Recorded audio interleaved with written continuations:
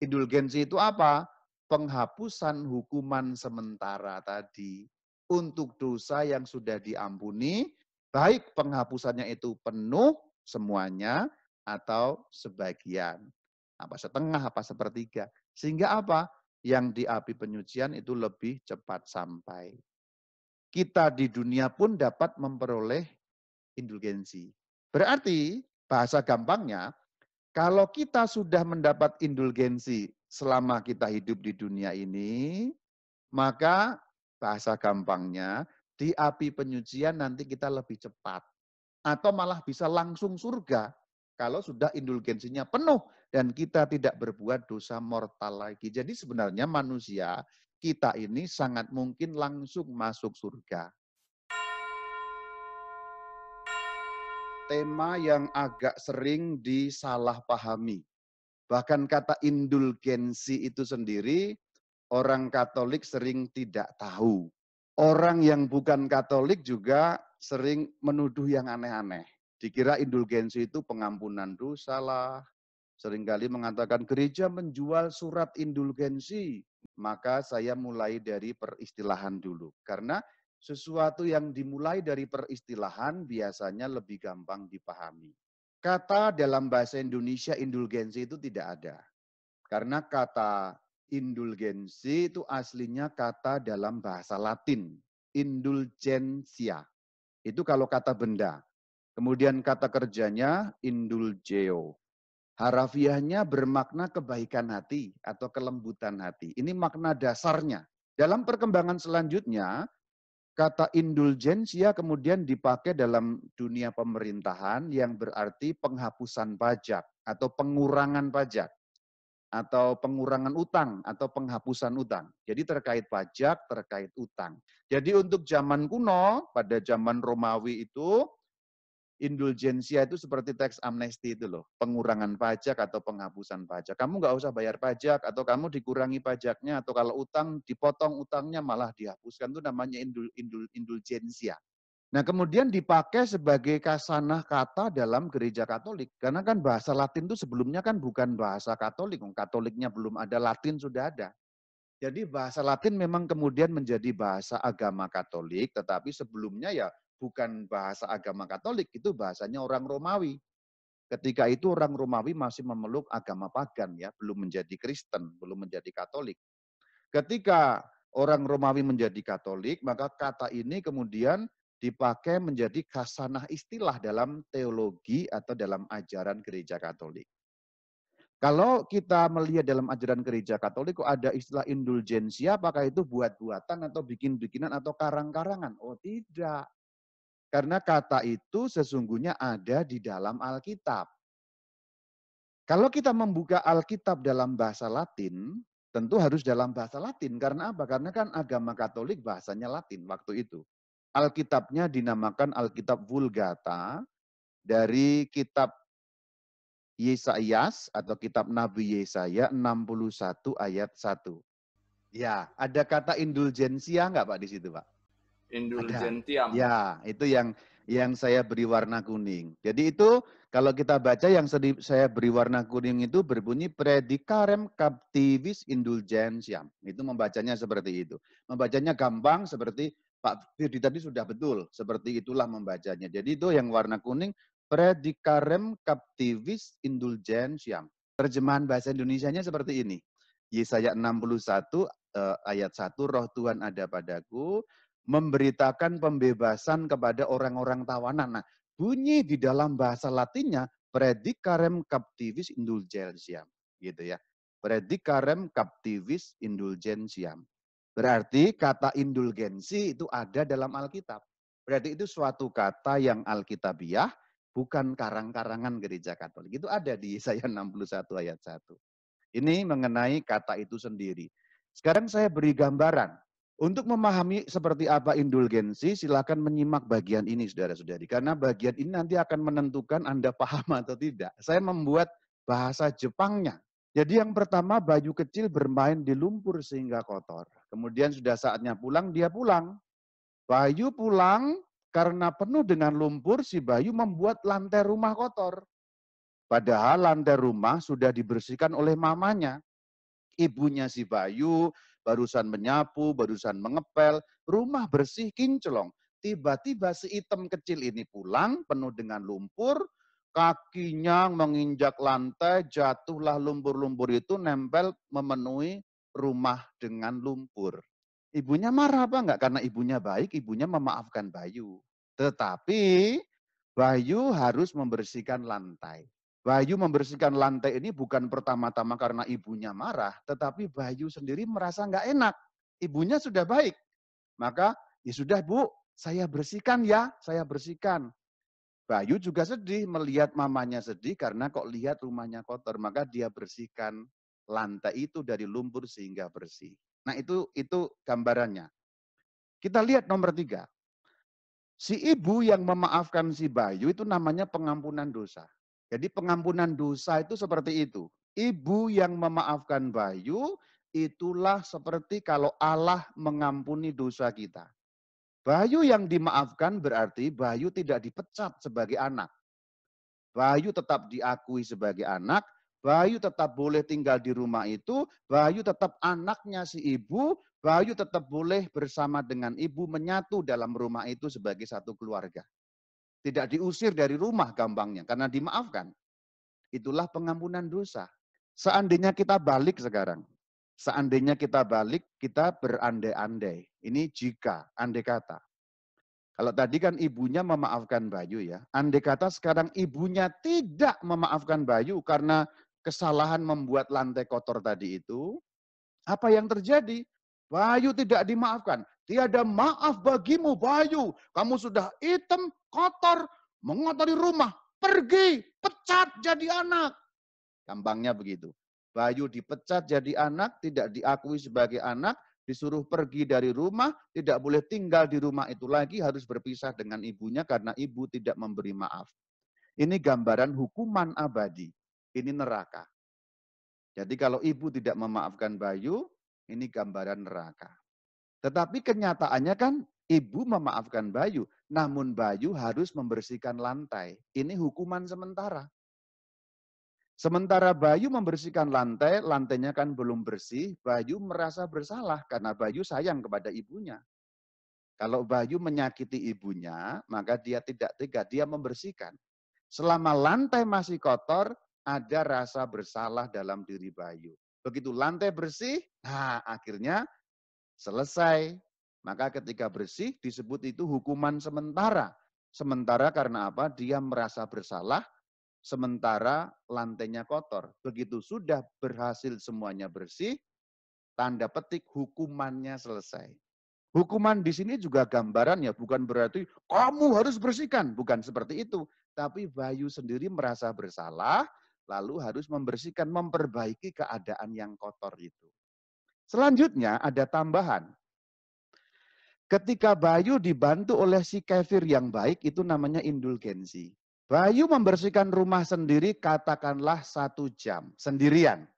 Tapi ketika dibantu oleh kefir, berarti berdua, 1/2 jam selesai. Itulah indulgensi. Jadi indulgensi itu bantuan membersihkan sebenarnya. Ini kalau pakai bahasa gambaran. Sekarang yang bagian selanjutnya definisinya. KGK 1471. Saya bacakan dulu lengkapnya. Indulgensi adalah penghapusan siksa-siksa temporal di depan Allah untuk dosa-dosa yang sudah diampuni.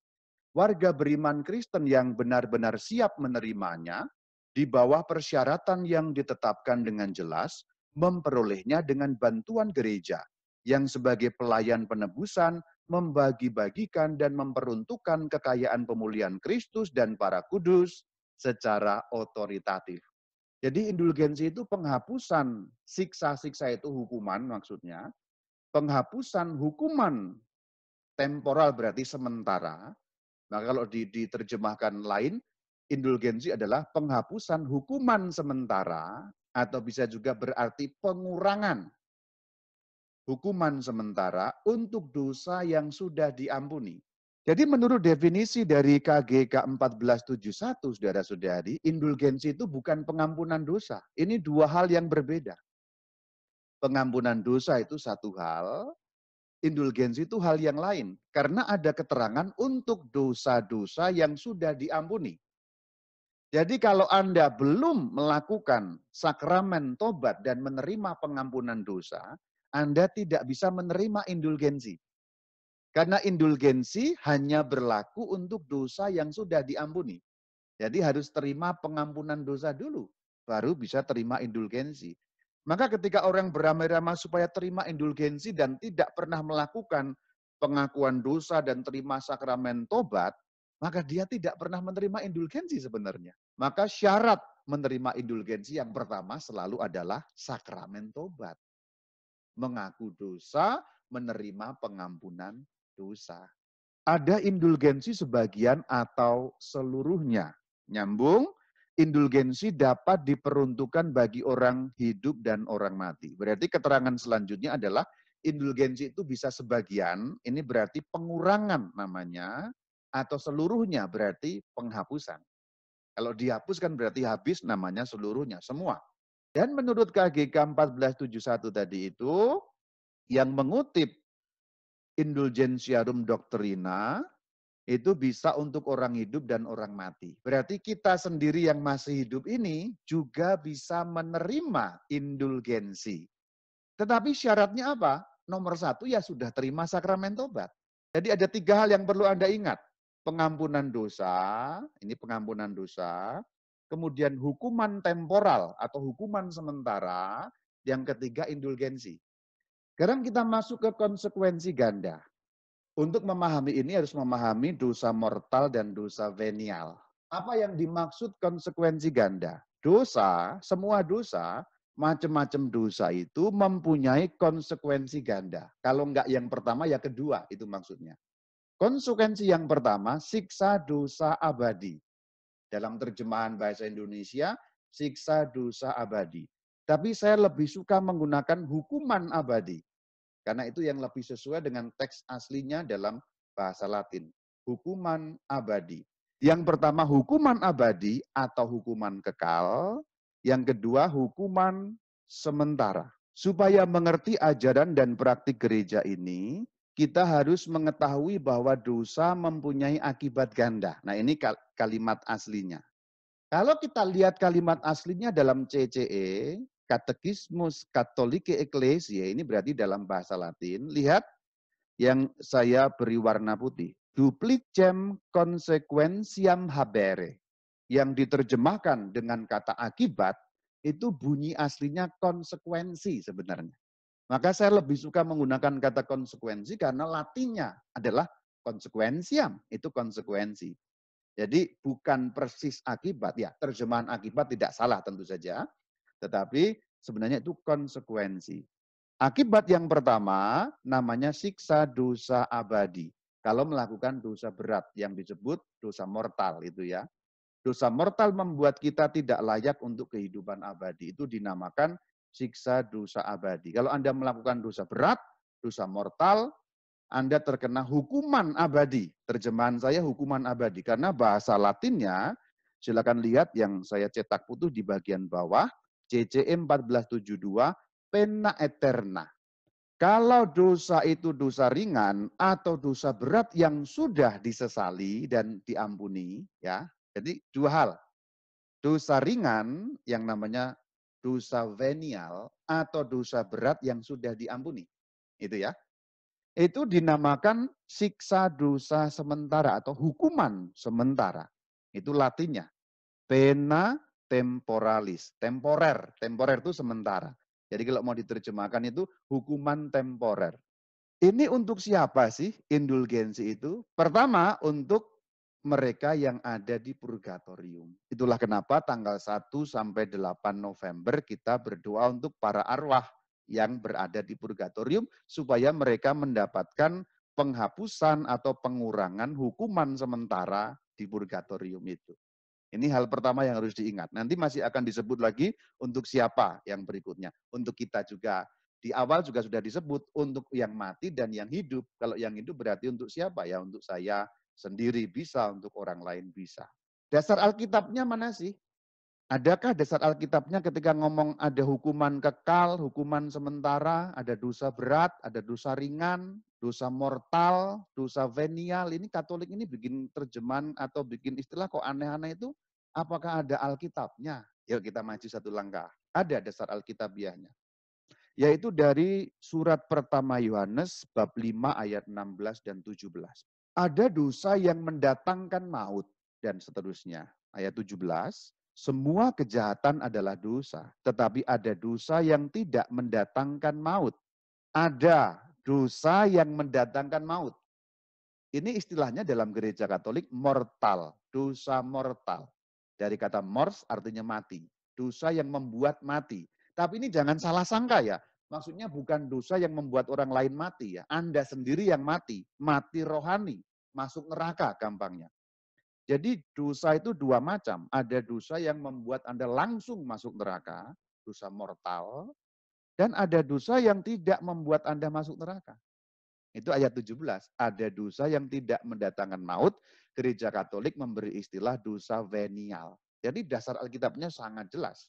1 Yohanes 5 ayat 16 dan 17. Ada dosa yang mendatangkan maut, dosa mortal. Ada dosa yang tidak mendatangkan maut, non-mortal, sama dengan venial.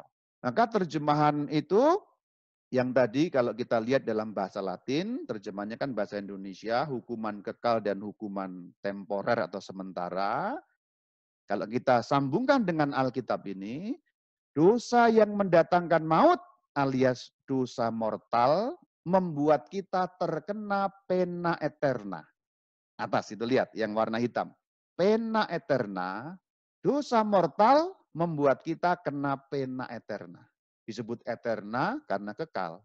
Neraka itu kekal. Tetapi dosa yang tidak mendatangkan maut, dosa venial, membuat kita terkena pena temporalis. Kadang-kadang orang kan masih bingung ya. Kalau Kristus sudah menebus, kok kita masih harus disucikan lagi, purgatori dan sebagainya. Nah, itu bingungnya di situ. Nah, sebenarnya perannya Sang Kristus adalah bagian pena eterna itu. Bagian pena eterna itu. Itulah peran Sang Kristus. Jadi penebusan oleh Sang Kristus itu membuat kita yang terkena pena eterna diselamatkan. Itulah kenapa Sang Kristus mengubah kematian menjadi kehidupan. Itulah kenapa disebut Sang Kristus adalah jalan kebenaran dan hidup atau kehidupan.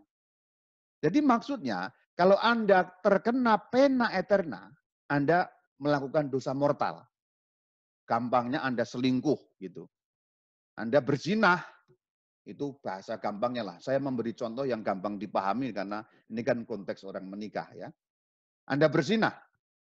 Begitu Anda berzinah itu otomatis Anda masuk neraka sebenarnya. Vonis neraka itu jelas karena itu dosa mortal. Anda terkena pena eterna. Tapi kemudian Anda bertobat, nah pertobatan itu membuat Anda dicabut vonis neraka. Anda vonis mati, vonis matinya dicabut. Siapa yang membuat itu hilang? Penebusan Sang Kristus. Karena Anda tidak bisa menghidupkan Anda sendiri. Anda itu terkena pena eterna itu berarti Anda mati. Bahasa gambarannya. Anda mati. Anda masuk neraka itu mati. Nah, kematian Anda itu dibalikkan oleh Sang Kristus dengan penebusan tadi. Jadi Anda terkena hukum kekal, karena Kristus menebus, Anda selamat, yaitu dihidupkan. Tapi ada syaratnya, yaitu pertobatan. Nah ini yang orang kadang-kadang tidak memahami dengan benar. Dikira Kristus menebus dosa dunia otomatis terjadi. Oh tidak. Betul bahwa Sang Kristus menebus dosa dunia, itu betul. Ketika Sang Kristus wafat, disalib, kemudian sampai bangkit, itu berarti apa? Dosa dunia dihapus. Tetapi sampainya kepada kita penebusan itu harus dengan pertobatan. Jadi itu dua pihak. Sang Kristus menebus dosa dunia itu betul, tetapi supaya sampai kepada setiap manusia, sampainya kepada kita, itu menuntut pertobatan. Jadi kalau kita bertobat, berarti seakan-akan kita menerima penebusan itu. Barang siapa tidak bertobat, dia tidak terima. Dia tidak bisa menerima penebusan Sang Kristus itu. Nah, disinilah logikanya yang Anda harus tahu. Jadi penebusan oleh Sang Kristus itu memang terjadi benar. Untuk semua dosa benar. Tetapi untuk diterimanya, Tidak terjadi otomatis, saudara. Tidak terjadi otomatis. Untuk dapat menikmati penebusan Sang Kristus, kita harus menerimanya dengan pertobatan. Barang siapa tidak bertobat, penebusan Sang Kristus terjadi tetapi tidak terkena untuk dirinya. Tidak berefek untuk dirinya. Nah gitu. Karena orang sering membayangkan Kristus menebus dosa dunia, dikira wush, otomatis semua dihapus tanpa basa-basi, tanpa syarat apapun dihapus. Itu betul, tetapi terimanya harus dengan pertobatan. Gampangnya, penebusan Sang Kristus baru berdaya guna, efektif, terkena dampaknya kepada kita masing-masing kalau kita bertobat. Kalau kita tidak bertobat, penebusan Sang Kristus terjadi, tapi bukan untuk kita nyampe. Nah gitu. Tidak nyampe kepada kita. Karena apa? Karena kita tidak menerimanya dengan pertobatan. Jadi ini pemahaman di sini dulu harus ngerti ya di sini ya. Penebusan Sang Kristus terjadi, tapi sampainya kepada manusia atau diterimanya oleh manusia atau dayanya, efeknya kepada manusia harus dengan pertobatan. Itulah kenapa Sang Kristus selalu mengatakan, bertobatlah kerajaan Allah sudah dekat. Supaya kalau kamu bertobat, penebusanku itu nyampe kepadamu gitu loh. Bisa kamu nikmati daya-dayanya. Kalau pemahaman ini gagal, nanti bingung dalam membayangkan atau mengerti ajaran keseluruhan. Lalu Anda enak-enak saja, enggak apa-apa kok. Saya berdosa pun enggak apa-apa. Saya sudah ditebus oleh Sang Kristus. Salah loh. Ditebus oleh Sang Kristus itu betul, tetapi jatah Anda tidak Anda ambil, bahasa gampangnya. Saya beri gambaran. Kalau penebusan Sang Kristus itu kita ibaratkan suatu barang, barangnya sudah diberikan oleh Sang Kristus. Ini, misalnya ini penebusan ini ya. Penebusan sudah terjadi oleh Sang Kristus. Barangnya ini sudah ditaruh di meja. Gampangnya begitu, ini bahasa gambaran. Umatku, penebusan sudah terjadi. Barang ini. Di meja ya. Apakah setiap orang bisa menikmati barang yang di meja itu? Tidak semua bisa menikmati. Hanya yang bersedia mengambilnya di meja. Yang mengambil itu ibarat untuk siapa? Untuk mereka yang melakukan pertobatan. Nah itu maksudnya. Untuk mereka yang melakukan pertobatan itulah yang dimaksud mereka dapat menerima pertobatan Sang Kristus tadi itu. Nah semoga Anda lebih paham mengenai ini. Semoga lebih paham ya, sehingga nanti tidak blunder. Nah berarti yang ditebus itu kan bagian pena eterna itu yang bekerja, yang mendatangkan maut, yang membuat Anda mati. Ini ya, semoga menjadi paham. Karena apa? Karena kalau kita kena hukuman mati, yaitu pena eterna itu, bahasa sederhananya masuk neraka, kita tidak bisa memulihkan diri kita. Kita tidak bisa kemudian menebusnya sendiri untuk dapat masuk surga. Yang menebus harus Kristus. Begitu kita kena dosa mortal, kita masuk neraka, yang membawa kita ke surga hanya bisa oleh Sang Kristus. Tidak bisa oleh kita sendiri. Nah ini konteks besarnya. Jadi indulgensi itu sebenarnya nyambungnya kemana-mana, saudara-saudari. Nyambungnya ke sana, ke sana, ke sana, ke sana. Bahannya kecil, tapi konteksnya kita harus tahu karena terkait dengan penebusan, dengan pertobatan, dengan dosa yang sifatnya dua yaitu mortal dan venial, terus dengan pengampunan dosa, terus dengan hal-hal yang lain tadi luas tadi itu konteksnya seperti itu. Semoga makin bingung di sini, tapi semoga memang tidak bingung, semoga lebih jelas. Nah, kedua bentuk hukuman tadi tidak boleh dipandang semacam dendam yang Allah kenakan. Ini Katolik sudah mengajarkan. Jadi kalau ada orang Katolik meyakini bahwa Allah membalas dendam, memberi hukuman, itu keliru. Karena sebenarnya hukuman yang dimaksud pena temporalis atau hukuman dosa tadi yang sifatnya sementara atau siksa dosa sementara itu muncul dari kodrat dosa itu sendiri. Pakai gambaran tentang Bayu tadi. Ketika Bayu mengotori lantai kemudian ibunya memaafkan, hukuman yang diterima Bayu itu sesungguhnya kok bukan membersihkan itu. Hukuman itu dalam batinnya Bayu itu yang merasa, aduh ibu sudah baik kepadaku, sudah mengampuni kok aku malah mengotori. Perasaan bersalah itulah yang menyakiti mamanya, menyakiti dengan cara mengotori rumah yang sudah dibersihkan mamanya. Itulah hukuman dari kodrat dosa itu sendiri. Itu yang dimaksud, hukuman itu bukan siksaan dendam dari Allah, tapi muncul dari kodrat itu sendiri. Bahasa gampangnya kalau Anda dicintai orang, Anda sangat dikasihi oleh orang, orang itu baik banget. Kemudian Anda membuat kesalahan, Anda kan merasa bersalah banget gitu loh. Anda seperti terhukum perasaan bersalah itu. Jadi kalau orang itu baik sekali kepada Anda, tapi suatu kali Anda bersalah kepada orang itu, nah rasa bersalah itu kan seperti kita terhukum, otomatis terhukum. Nah itu yang dimaksud muncul dari kodrat dosa itu sendiri. Pertanyaannya diampuni kok dihukum? Ini kita lihat. 1473. Pengampunan dosa dan pemulihan persekutuan dengan Allah mengakibatkan pembebasan dari dosa abadi, siksa dosa abadi, atau hukuman dosa abadi. Kita ingat ke bagian depan tadi ada 3 hal. Pengampunan dosa, hukuman sementara, dan indulgensi. Ya. Jadi pengampunan dosa membebaskan dari hukuman abadi. Maksudnya adalah kalau Anda diampuni dosa Anda, itu berarti Anda dicabut vonis nerakanya. Itu intinya. Jadi pengampunan dosa itu berarti sebenarnya Anda dicabut vonis nerakanya, bahasa gampangnya. Itu yang dimaksud. KGK mengajarkan kalimat lanjutannya, tetapi hukuman sementara tinggal. Maksudnya tetap ada. Maksudnya apa? Pemulihan rasa bersalah tadi itu kalau kita pakai bahasa manusia. Allah begitu baik, Anda menyakiti hati Allah, Allah mengampuni kita, rasa bersalah kita sedemikian besar karena cinta Allah yang melampaui dosa itu. Itu yang dimaksud siksa dosa sementara.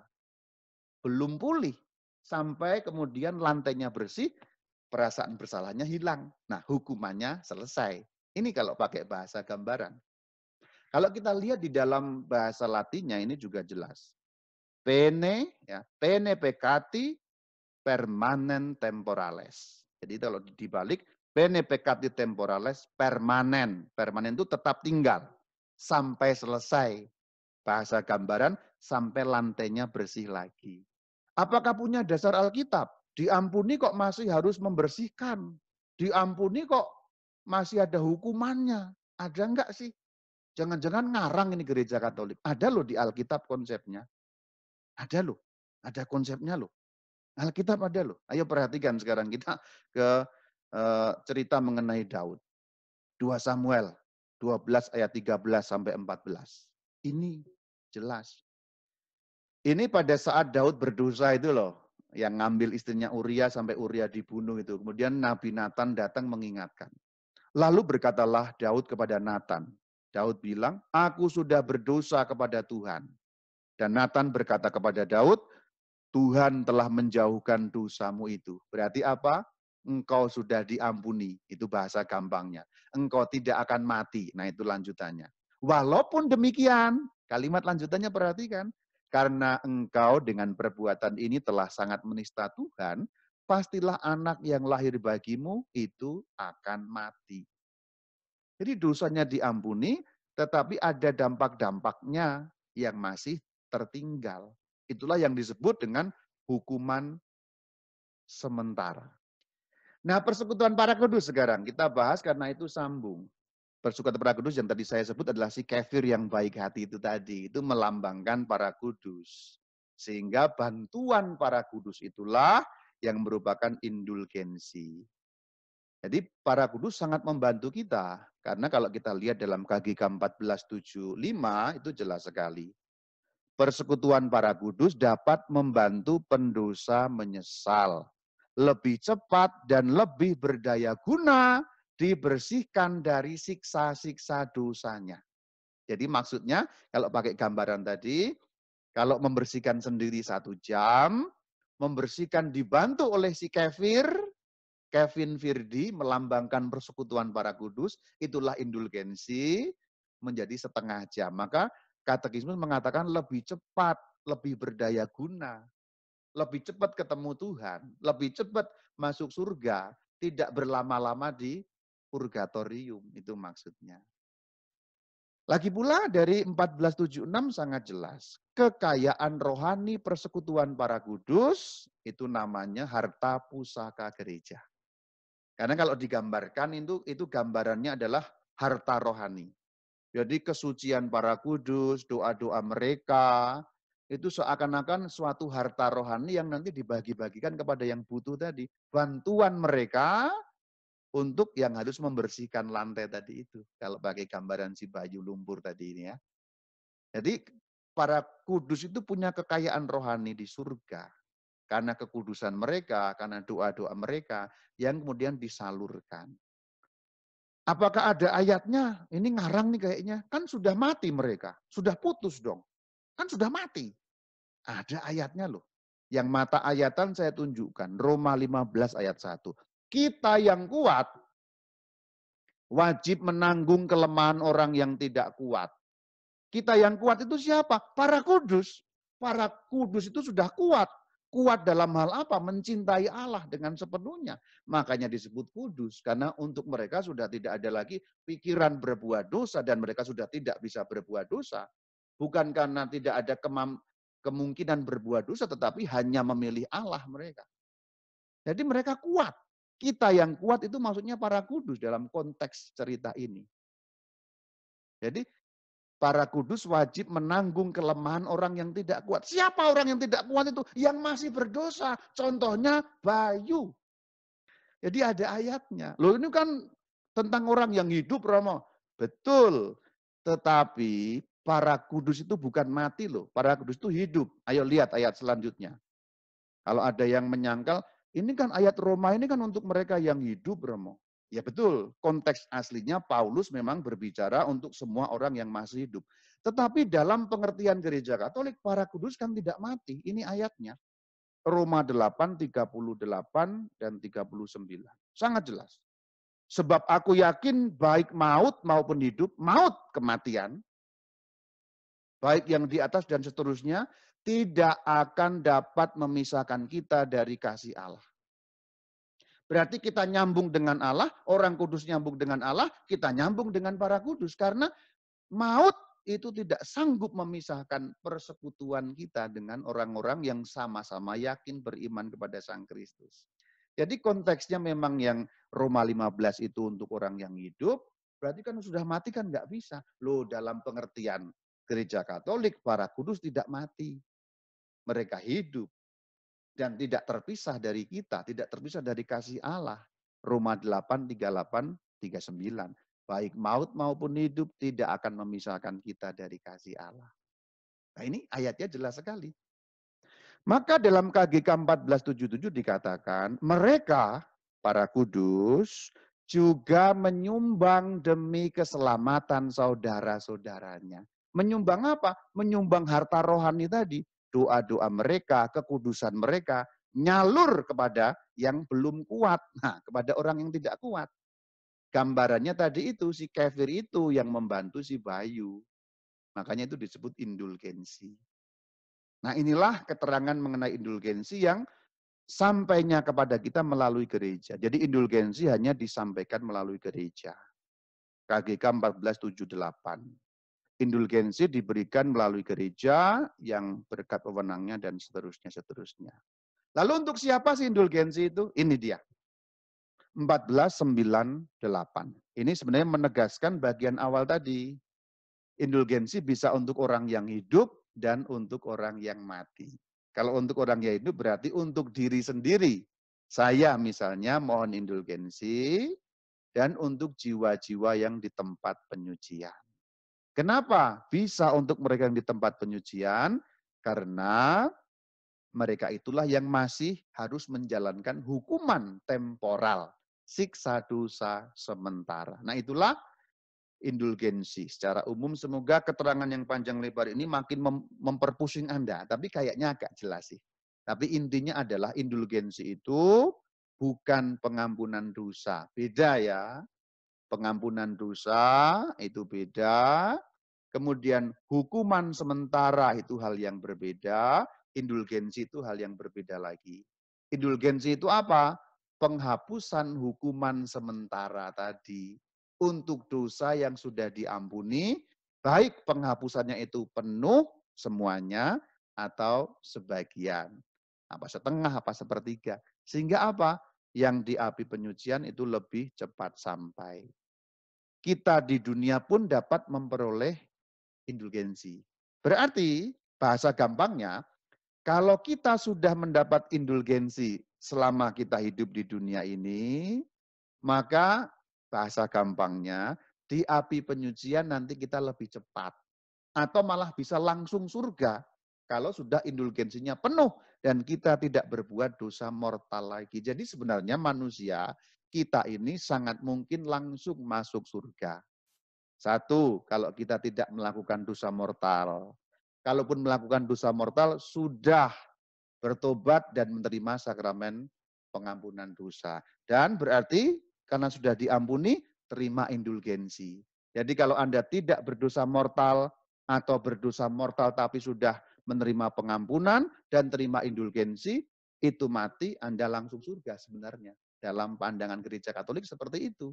Kalau indulgensinya penuh, kalau sebagian sebentar di api penyucian. Maka kalau Anda mau terima indulgensi, nomor satu harus terima sakramen tobat. Yang berarti dosa Anda diampuni. Tanpa itu tidak bisa, karena syaratnya untuk dosa-dosa yang sudah diampuni. Syarat yang kedua, merayakan perayaan Ekaristi. Itu yang kedua. Yang ketiga, ini syarat umum ya, umumnya tiga ini. Terima sakramen tobat berarti pertobatan, pengakuan dosa, terima sakramen Ekaristi, karena dengan itu Anda terima tubuh Kristus. Artinya apa? Tubuh Kristus kalau kita terima, dibangkitkan pada akhir zaman. Karena Kristus itu kebangkitan, maka kita dibangkitkan, menyatu dengan Sang Kristus. Nomor tiga, mendoakan doa-doa paus atau intensi paus, karena indulgensi diberikan melalui gereja. Secara umum syaratnya tiga itu. Tapi ini urutannya harus begitu ya, nggak boleh dibalik ya. Tidak bisa Anda terima Ekaristi dulu, baru sakramen tobat. Karena menjadi membatalkan.